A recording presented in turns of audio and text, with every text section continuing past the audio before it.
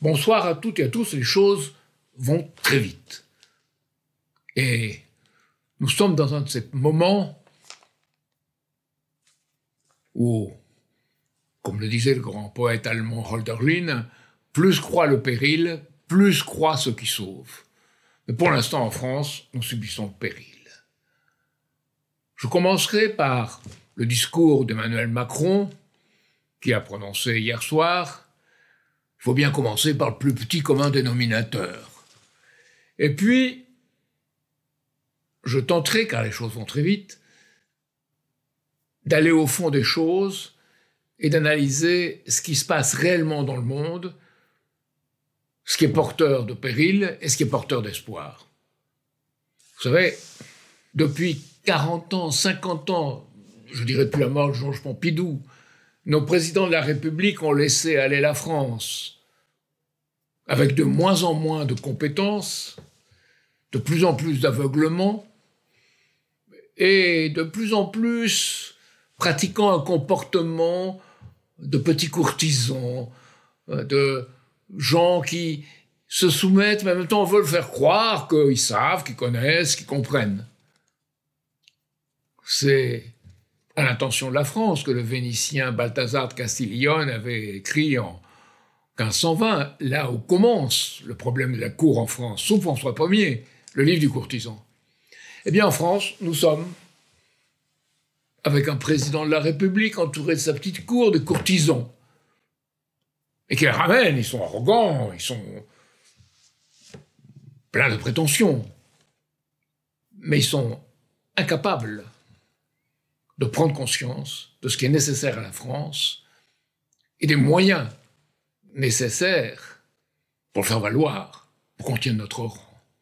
Alors je commence. Emmanuel Macron, hier soir, qu'est-ce qu'il nous a dit? Il nous a dit que, en réalité, c'est la conversion de la France à une finance de guerre. On est en guerre. Mais on pense être en guerre contre la Russie, bien entendu. Voilà le danger qui vient de l'Est, nous a dit Macron. Mais en même temps, d'affronter de l'intérieur les États-Unis. Et voilà cette Europe qui n'a pratiquement pas d'armée. À part la France, et nous avons notre force de frappe. Mais en réalité, sous le cloud de Microsoft, sous les composantes américaines. Donc voilà cette Europe qui a pratiquement pas d'armée, cette Europe qui a pratiqué toujours une soumission atlantiste, cette Europe qui tout d'un coup prétend renaître. Mais elle n'a pas les moyens. Alors voilà Macron qui nous dit « Ah, puisque M. Merz, le nouveau chancelier allemand, me l'a demandé, on va ouvrir le débat stratégique sur la protection des autres pays européens, puisqu'on n'est pas sûr que le parapluie américain soit encore valable, de notre force de frappe. Notre force de frappe va protéger les autres pays européens. On l'étudie, hein. Bien, le président nous dit bien sûr, c'est moi, le président de la France, qui conserve le doigt sur le bouton nucléaire. Mais on va voir comment on peut arranger avec ça les autres pays pour qu'on les protège. Les autres pays n'y croient pas. Déjà, l'Europe est en train de se fragmenter. La Hongrie d'Orban, la Slovaquie de Fico, bientôt la Roumanie. Et un grand nombre de pays de l'Est sont en train d'aller de leur côté. Et puis il y a l'Ukraine. L'Ukraine, de plus en plus, apparaît la corruption, cet État corrompu. Et vis-à-vis duquel nous avons essayé de l'utiliser pour qu'il fasse la guerre pour notre compte. Et maintenant Emmanuel Macron, notre président de la République, veut continuer la guerre avec les autres pays européens, continuant à envoyer les Ukrainiens au massacre. C'est obscène, ce qu'on fait à l'Ukraine, avec l'accord de la plupart, de tous pratiquement les partis politiques français. Nous, au Front Populaire, il a bel et bien voté pour qu'on continue à soutenir l'Ukraine. C'était le programme commun de Nouveau Front Populaire. Malgré que M. Mélenchon, lui, ne soit pas tout à fait d'accord. C'est une des choses qu'au moins il comprend. Et puis, tous sont désunis. On verra plus tard ce qu'en dit Françoise Fressoz, la femme qui, au Monde, commande, dans le journal Le Monde, commande avec cynisme ces choses. Mais revenons à Emmanuel Macron. Il faut à tout prix que les Européens s'unissent, en particulier avec les pays qui le veulent bien, l'Allemagne, peut-être la Suède, les États baltes, et surtout, évidemment, le Royaume-Uni. C'est la nouvelle alliance entre le Premier ministre anglais et Emmanuel Macron. Les deux, dit-on, ont la force nucléaire pour pouvoir protéger les Européens, mais on oublie de dire que les Anglais ne peuvent l'utiliser que avec l'approbation des États-Unis. Et que nous pouvons l'utiliser de notre côté, apparemment librement, mais comme je le disais tout à l'heure, avec toute une partie de notre dispositif qui dépend de tout ce qui est cyber, de tout ce qui est cloud, de tout ce qui est numérique, qui dépend du système de société américaine. Donc cette Europe qui ne veut pas grand-chose, fait comme un pont, elle soulève ses plumes. Et c'est lamentable, parce que nous autres avons laissé partir en partie notre nucléaire civil. Nous avons laissé partir une grande partie de nos sociétés. Je n'énumérerai pas tous. Laurent Isard, dans son ouvrage, vous le dira très bien. Claude Janvier et Isambert ont écrit aussi un ouvrage sur comment on a laissé partir les choses. Donc je ne m'attarderai pas sur ça. Les gens qui savent l'ont reconnu. Donc voilà qu'on prétend représenter une force alors qu'on n'en a aucun moyen. C'est ça le discours d'Emmanuel Macron. Ni agenda, ni précision, ni stratégie. Simplement une affirmation pratiquement sans fondement dans la réalité. Alors, il a présenté un plan de paix. Il a dit, il faudra d'abord qu'on ait un cessez-le-feu qui pourra durer 1 mois, une trêve. Ensuite, il y aura en Ukraine une phase suivante dans laquelle on élaborera comment on peut faire pour assurer les conditions de la paix. Et enfin, on envisagera que dans ces conditions, pas sur le front bien sûr, mais à l'arrière, en Ukraine, une fois que la paix sera faite, on garantira avec nos troupes. Bon. Voilà ce qu'on dit Macron. D'abord, avec quel argent? Alors, Ursula von der Leyen dit 150 milliards tout de suite. 150 milliards, comment?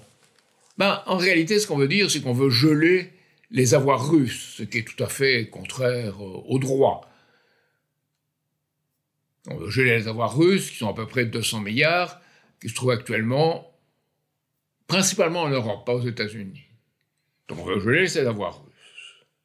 On veut aussi dire au pays, voilà, vous pourrez emprunter auprès de garanties, avec la garantie de la Banque Centrale Européenne, vous aurez ces 150 milliards. Bon, c'est pas très clair. Hein.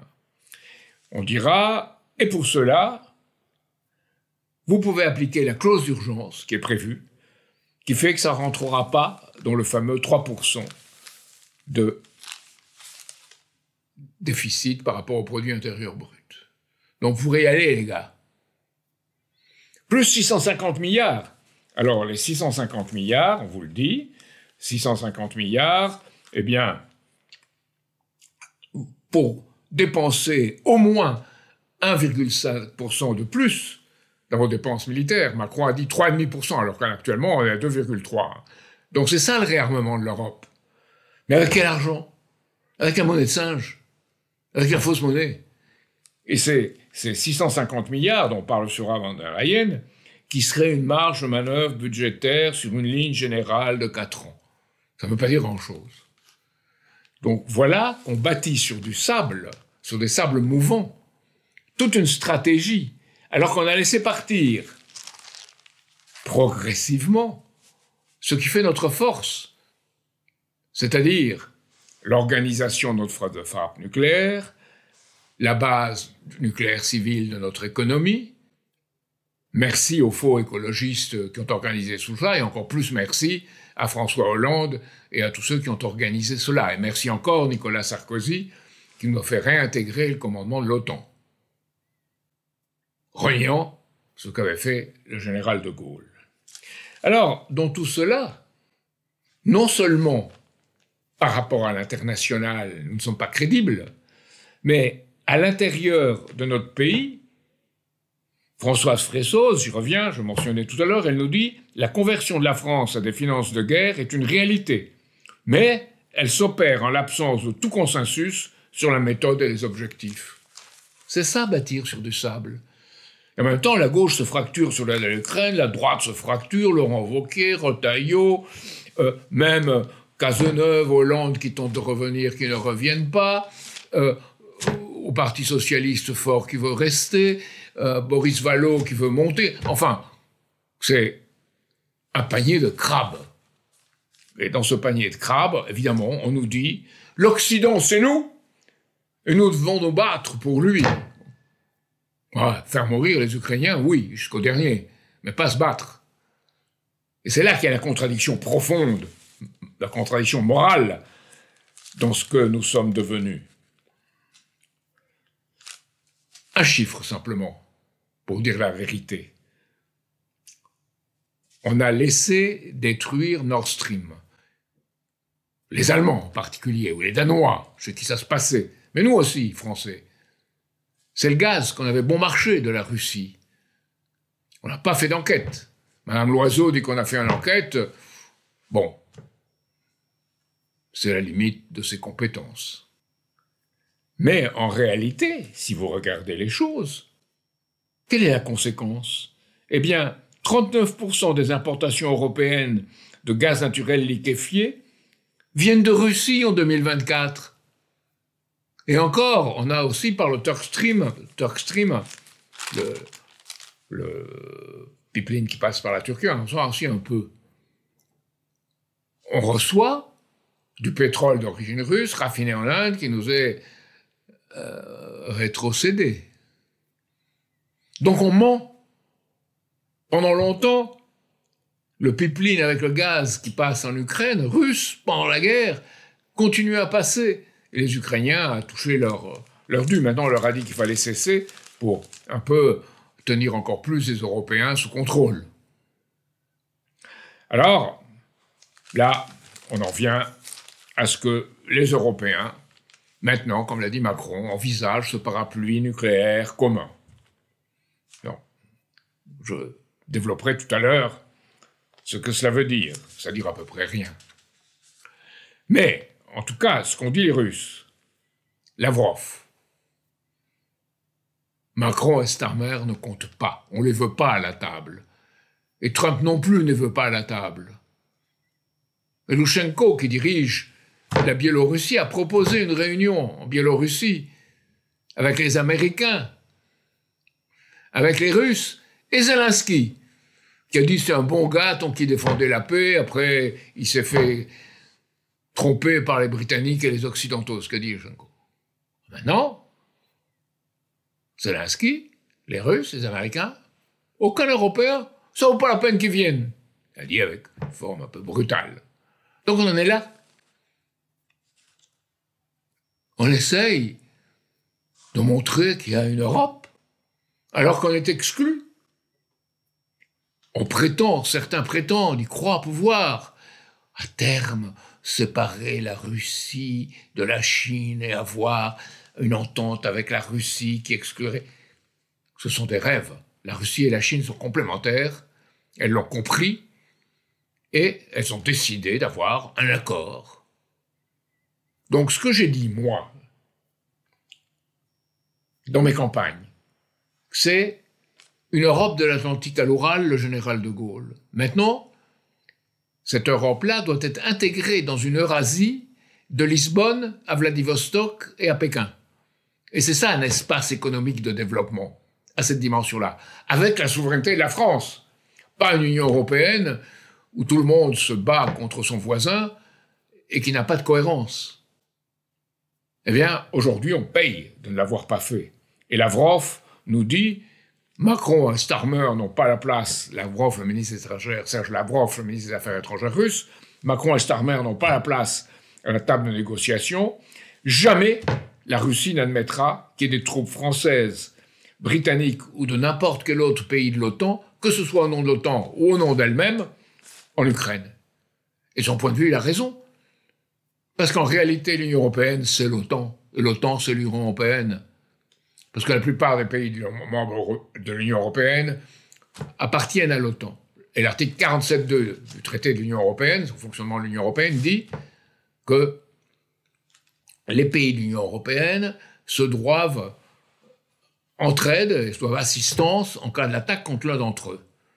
Or, la plupart de ces pays-là sont en même temps membres de l'OTAN, article 5, qui disent qu'on doit entendre et entraide en cas d'attaque contre l'un d'entre eux. Donc c'est la même chose. C'est la même chose. Sauf que, s'il n'y a que les Européens, ils ne sont pas crédibles. Et Starmer a dit « Ouais, il ne faut pas faire la politique de Trump, mais j'ai besoin du parapluie américain. » Même chose au Merz en Allemagne. Alors, de quoi s'agit-il?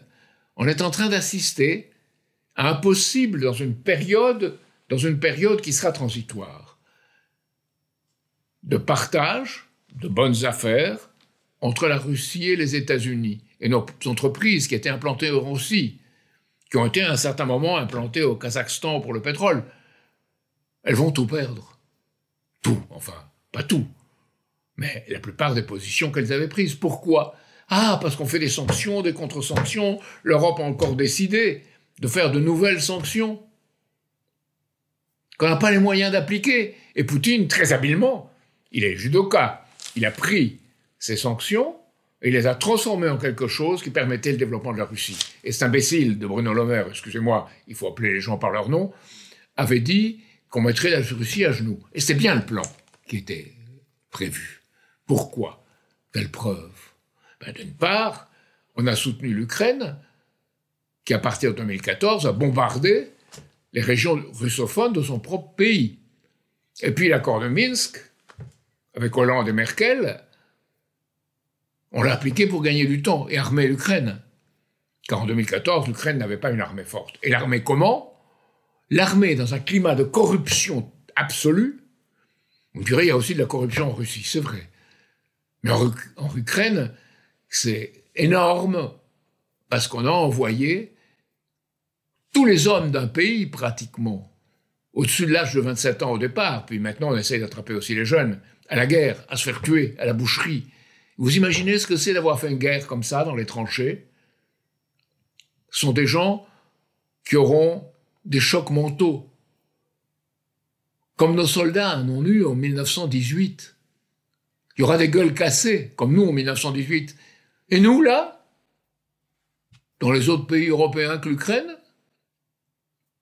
on va dans les discothèques, on a l'argent, on a les moyens, on va en vacances, c'est le tourisme, on discute de pourcentage de la sécurité sociale et le budget. Vous me direz, une partie des Ukrainiens font de même, c'est vrai, à Kiev, où il y a une vie nocturne. Et Kiev s'est tenu parti par les mafias des services secrets anglais, le MI6. Toute une partie de Kiev appartient à ces services-là. Et qui ils ont soutenu? Les néo-nazis en Ukraine, qui avaient des groupes constitués, armés. Alors que tous les Ukrainiens soient nazis, c'est faux. Mais qu'il y ait une partie minime, 1, 2, 3%, dans l'appareil d'État qui soit néo-nazis, oui. Et ces gens-là, on les a soutenus, on les a laissés faire. Et ces gens-là tiennent le secteur de corruption, et surtout dans l'État ukrainien, le permet. C'est pour cela que lorsque Zelensky, qui avait été élu pour faire la paix, et qui était prêt à la faire, en mars-avril 2022, il y a une négociation avec Erdogan, servant d'intermédiaire en Turquie, soi-disant, ce qu'on a appelé l'accord d'Istanbul. C'était prêt, la paix. Puis débarque Boris Johnson et dit « Moi, je sais des choses sur vous. Moi, je vous connais. Maintenant, vous allez faire la guerre. Et on vous donnera les moyens. » Et là, Zelensky, il marche. Et Zelensky, vis-à-vis de Boris Johnson, pour faire la guerre, il a à peu près la même attitude et avec le même pouvoir que devant Vance et Trump aujourd'hui qui veulent la paix. Hein. Le pauvre Zelensky n'est qu'un pion. Alors nous avons cette situation où Trump maintenant veut faire affaire, et veut la paix. Je crois qu'il veut sincèrement la paix.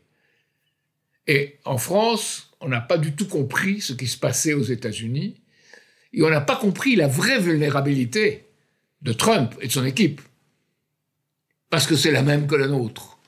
C'est de reposer sur un système financier oligarchique. Petit aparté pour faire appel à vous, peuple de France, peuple souverain. Nous faisons appel à votre soutien quand vous connaissez certainement l'adage « le mensonge prend l'ascenseur quand la vérité prend l'escalier ». Vous savez également que la bêtise est désormais un outil, une arme de l'oligarchie contre notre population. Ce ne sera donc pas par l'union des gauches, l'union des droites que l'on rétablira la République, mais par intelligence, justesse. Et la belle France n'est pas celle de la mesquinerie, du chamaillage, du chipotage, mais celle de la pensée, celle de l'action et celle d'un effort commun. Donc nous faisons appel à vos adhésions, à vos dons et à ce que vous nous contactiez pour agir. Nous avons désormais seulement 2 domaines d'action libre. Ce n'est plus les médias, c'est le web qui demande des moyens et c'est le terrain qui demande de l'énergie et de l'intelligence. Donc aidez-nous à garder notre indépendance pour dire ce que il est important de comprendre, pas seulement pour analyser la hauteur de l'Everest, mais pour la gravir une nouvelle fois, parce que rien n'est impossible quand on comprend les justes choses. Et n'oubliez pas que, contrairement à ce que l'on rétorque souvent, que c'est le combat de David contre Goliath, n'oubliez pas que c'est David qui a gagné. Alors, je reviens à ce qu'on ne connaît pas en France, et ce qu'on a fait l'effort pour ne pas voir. Vance, le vice-président, et Trump, le président. Trump, en 2016, a réussi un coup. Et est arrivé au pouvoir, mais avec tous les services qui l'ont contrôlé et qui l'ont empêché de développer la politique qu'il voulait développer. La politique de milliardaire pour la paix, on pourrait l'appeler comme ça. Qu'on l'aime ou pas, c'est un fait. Qui étaient les réseaux financiers qui, eux, voulaient la guerre et voulaient l'économie de guerre avec les sociétés de défense profitant de la guerre. Le lobby militaro-industriel dénoncé par Eisenhower, devenu militaro-financier, universitaire, etc., dominant les États-Unis. Trump, pour ses propres raisons, était pour eux un embarras. Trop imprévisible, trop indépendant, il fallait s'en débarrasser. Et ils ont réussi à s'en débarrasser en nommant un somnambule, Joe Biden. Et à ce moment-là, Trump a senti un ressentiment terrible et il a lancé cette campagne à travers tous les États-Unis. Il a pris avec lui J.D. Vance. J.D. Vance, c'est intéressant. C'est l'auteur de Hillbilly Elegy, l'élogie des ploucs. Il est né dans une petite ville de l'Ohio où l'on produisait de l'acier et qui a été appauvri. Donc il comprend ce qu'est une industrie. Sa mère était alcoolique, son père était absent du domicile, elle avait des amants chaque fin de semaine. Bref, il a vécu une vie au moins dure, Vance. Il sait ce que c'est. Et il a eu une ascension sociale, il a fait Yale, il a réussi son diplôme de droit à Yale. Et il croit à la force d'un système américain. Tous ces gens-là, vous ne faites pas d'illusions, ils ne sont pas dans les rapports d'humanisme gagnant-gagnant, ils sont dans les rapports de force. Mais des rapports de force qui savent ce qu'est la force. Alors Trump, qu'est-ce qu'il a maintenant Il a la majorité au Sénat, la majorité à la Chambre des représentants, la majorité de voix à l'intérieur des États-Unis. Et il fait, dans ce qui signe tout le temps, là, les executive orders, avec un gros feutre, quand il n'aime pas, il jette le feutre. Bref, il fait ce qu'il avait dit. Et il fait ce qu'il n'a pas pu faire en 2016. C'est-à-dire, pour lui, ce n'est plus l'Amérique des néoconservateurs d'inspiration britannique. C'est l'Amérique d'un national libertarianisme, de libertarien. Personne n'a lu vraiment Ayn Rand, et ce qu'elle veut dire dans l'histoire américaine. Trump est beaucoup plus proche de ça. Personne ne comprend ce qui se passe avec Milei en Argentine. Alors, c'est pas tout à fait Trump, mais quand Milei vient aux États-Unis avec sa tronçonneuse, sa grande tronçonneuse, il la donne à Elon Musk, qui la prend et qui la brandit. Donc, il y a chez ces gens-là une certaine idée. Première chose, éliminer tous les gens qui ont empêché le premier Trump. Alors c'est là qu'on voit Tulsi Gabbard nommé au renseignement. Contre ces réseaux qui sont furieux, hein, Tulsi Gabbard a écrit un livre qui s'appelle For Love of Country. Personne ne l'a lu, personne ne sait ce que c'est. On dit oui, ça, elle était avec Bachar el-Assad, elle était complaisante, elle est pro-Poutine. On n'a pas lu son livre. On parle sans savoir parce qu'on est sûr de lui, arrogant, courtisan en France.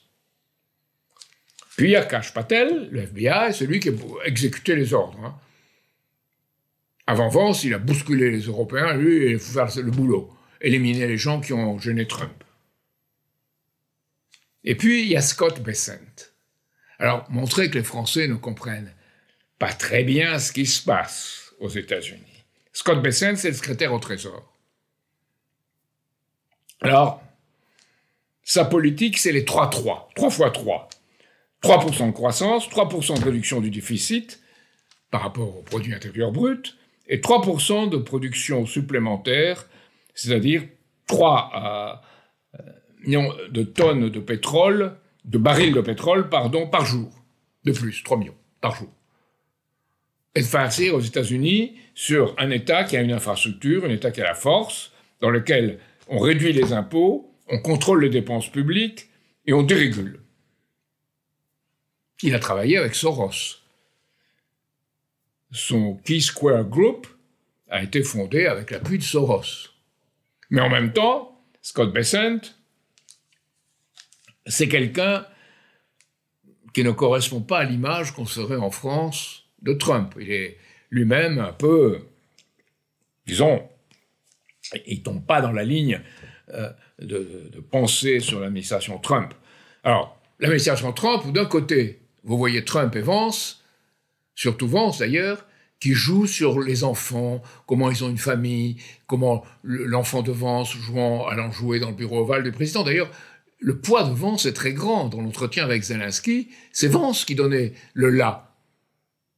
Donc cet homme a un grand pouvoir. Ces enfants sont là, ils donnent l'image d'une famille unie avec des enfants. Et en même temps, Scott Bessent est en couple avec un autre homme, depuis 2011, marié. Mais avec une vie de marié stable, et cette stabilité, c'est ce qui se trouve, contrairement à ce que croient les analystes français dans l'administration Trump. Et Scott Bessent a fait Yale comme J.D. Vance. Donc vous avez une certaine forme d'élite qui n'est pas l'élite anglo-américaine, mais qui est une élite que je pourrais qualifier de national-libertaire. Ayn Rand. Alors, est-ce un pouvoir, un grand pouvoir? Non. Pourquoi? Parce qu'il a un talent d'Achille. C'est dans le système financier, et en particulier son empressement à plonger tête la première dans la folie des crypto-monnaies. Alors il faut bien voir ce que veut l'administration Trump. Elle sait qu'il y a une crise financière. Et elle dit, on va transmettre cette vérole, on va faire la paix d'un côté, mais de l'autre côté, il faut transmettre la vérole. Si on bâtit sur la monnaie et sur l'émission de monnaie, on va transmettre la vérole à l'Europe. Et c'est l'Europe qui paiera. C'est ça sa politique. Alors, ils essayent de voir ce qui peut être fait. Vous avez quelqu'un qui s'appelle Stephen Miron, dont on parle peu, chef désigné du Conseil d'analyse économique de la Maison-Blanche. Lui, il dit, il y a un problème avec le dollar, il faut conserver à tout prix le dollar. Vous avez vu que Trump lui-même a dit, si les BRICS essayent de sortir du dollar, moi je mets 100% de tarifs, de droits de douane. Je veux pas qu'il fasse ça, je veux la puissance du dollar. Donc, rapport de force. Hein. Puissance du dollar. Alors ce qu'il dit, il faut des taux d'intérêt bas pour que les États-Unis puissent développer leur industrie, ce qu'ils veulent. Et il faut donc un dollar relativement faible. Et il faut une monnaie qui soit là aux États-Unis pour entretenir l'économie. Mais il faut en même temps un dollar fort, parce que pour ça, on doit attirer l'argent de l'extérieur, qui doit venir s'investir aux États-Unis, et pas en Europe, et pas ailleurs. Donc il y a une contradiction. Alors comment la résoudre? D'un côté, Miron dit, il propose tout simplement que les détenteurs de dollars à l'étranger soient obligés d'acheter les bons du Trésor américain, et que la Fed, la Réserve fédérale américaine, contrôle tout ça. Sans concertation. Et en appliquant un texte qui existe, hein, qui est un texte qui fonderait des accords de Mar-a-Lago, comme on avait eu les accords auparavant de 1995, les accords du Plaza, il veut un accord pour utiliser, en utilisant, c'est ce qui a été promulgué sous la présidence de Jimmy Carter en 1977, qui donne au président des pouvoirs étendus sur les transactions internationales. C'était en réponse aux menaces étrangères. Donc ça, c'est la première solution. Elle est en l'air. Je ne crois pas qu'elle soit appliquée, pour l'instant. Mais c'est possible, ça reste en réserve. Il y a une deuxième solution, qui est les stablecoins, avec pas moins de 3 législations sur les stablecoins. Il y a d'abord un Auguste Bill, avec différents représentants républicains, qui est Stablecoin Transparency and Accountable for a Better Ledgered Economy. Ça s'appelle stable, pour une économie stable, la puissance du dollar. Hein. Puis, il y en a un autre qui est prévu, qui s'appelle Genius. Ça dit à peu près la même chose. Il ne s'embarrasse pas de petits mots dans cette administration. Ça s'appelle Genius, Guiding and Establishing National Innovation for US Stablecoins, Genius Act. Donc, c'est prévu. Pourquoi ils veulent ces stablecoins? Qu'est-ce que c'est un stablecoin? Ce n'est pas un cryptoactif. C'est quelque chose d'intégré, c'est quelque chose dont la valeur est indexée sur un autre actif sûr. Ici, quoi? Les bons du Trésor américain. Et visant, avec ces stablecoins, à attirer plus encore d'argent vers un dollar et de cette façon le renforcer. Alors, c'est réaffirmer le dollar comme monnaie mondiale. Hein. Ça, c'est la première idée. C'est l'idée de Trump et des millionnaires, des milliardaires même qui l'entourent. Il y aura des vainqueurs et des vaincus, tant pis pour eux, c'est le dollar américain qui sera vainqueur. Renforcer la réserve fédérale comme agence centrale pour contrôler ce qui se passe.